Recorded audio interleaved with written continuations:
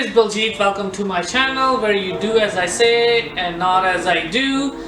I wanted to update you guys on what's going on with my Eclipse behind me right there. As you can see, I did put it on my quick jacks. I finally got to use my quick jack. I will put a short video right now.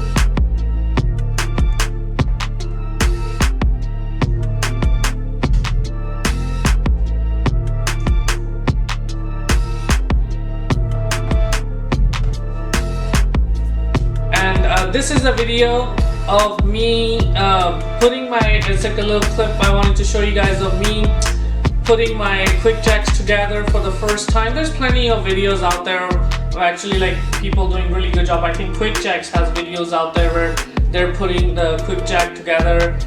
So there's just a short clip of me doing it if you're interested. And then, you know, and then I put my car up there, and I've been working on it little by little. If you're following me on my Instagram, which is of course the Fixing Agent, you can see what I found and what I need to do in order to get this car running. So let me bring you guys closer and show you guys what I have been doing and what's going on with my Fast and the Furious Eclipse project. So let me show you guys. Okay, so like I mentioned before, it wasn't getting spark, and I did check the spark with my spark tester thing.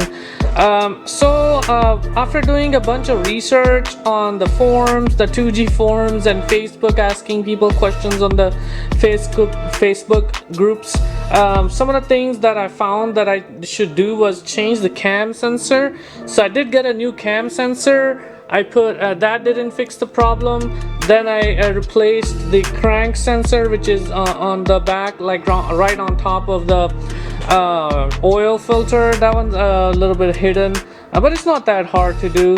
And then that didn't work, and then I was like, okay, you know, maybe it's the coil, maybe it's the ignition coil. So I got a new ignition coil, and that didn't fix the problem. And on the back of my head, because I just recently replaced the timing belt on that Honda. If you guys don't know, check out my video for the Honda Accord, and I'll leave a link somewhere on this video for that one. So, you know, I was like, maybe I should check the timing belt and see if it is what's going on with that. But, you know, first I wanted to do all of these things, hoping, because that's what the previous owner told me was the starting issue. Never said anything about the timing belt, so I would have never think of checking it. The first thing to check the timing belt. So something that's interesting that I had to do on every single connection was these pigtails, or the connectors. They were all the old style, the round pin ones, and you can't get these sensors or anything for these cars with the round pins. Now they're all the flat pin style. So I had to convert like all these, the crank sensor, the cam sensor, and as well as this one right here too. Like I had to like convert it to the flat pin. So that's good. I mean, I do plan on keeping this car for some time, so I am working on this one. Check out the video on this one coming out soon, or if you're following me on Instagram, I'll put some stuff on Instagram. So I do plan on keeping this car for some time, or at least until I get my C8 Corvette. Then I'll see if I want to sell it or keep it. We'll just see how much, you know. I do like it. It's a stick shift, and the C8 Corvette is not going to be a stick shift, and I do like driving it. So this is what I found. So I opened this inspection cover. Let me get a light. So here is what I found. When I opened the inspection cover, like this belt is just loose. It's like it's not even connected. And then so that is the problem. That's why the car is not starting, is the timing belt. I have already ordered the timing belt, and it's on its way. I should have it today. But I just wanted to do a quick update. I know that I made the first video introducing you to this car, and then I haven't updated you guys for a while, and I don't want to leave anything. So yeah, so that's what's going on. I'm gonna be working on replacing the timing belt pretty soon. This one is not that easy as the Honda, because all the space is like really cramped up. Let me show you guys. Like there's like not that much room to work in here. It's better underneath the car, to reach from underneath the car, but like on top there's not much space. So yeah, I'm taking my time watching videos on how to do this. And that's another thing, there's not that many. I might just end up doing a what is it, there's a 420A timing belt video. I'm not sure. There is some information out there, but there's not a lot of information out there on YouTube, of course. I mean, there's information on Google and forums and everything else, but like as far as like YouTube videos, I've been looking, and I can only find some. There's a lot for the turbo version, the 4G63, that motor. There's a lot of videos for that, but not for the 420A naturally aspirated motor. So anyways, so I just wanted to put you guys on the tripod so you guys can see me talking rather than just looking at that engine. I already showed you guys what's going on there.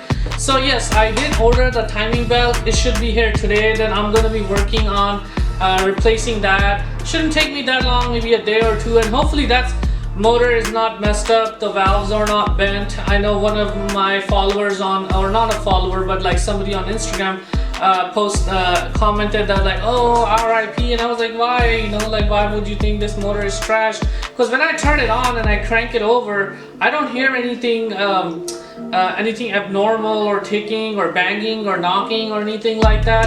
And I can actually hear the compression of the motor. Like when you turn it on, you can hear the compression, and I can hear the compression coming out of the exhaust. I mean, I don't know if that makes sense, but like I can see, like, you know, from the exhaust as well as under the hood, and I don't see anything abnormal going on.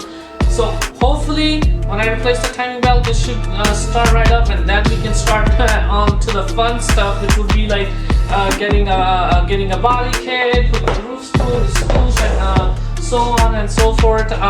This car did have an aftermarket security system, and then all this. Let me show you guys.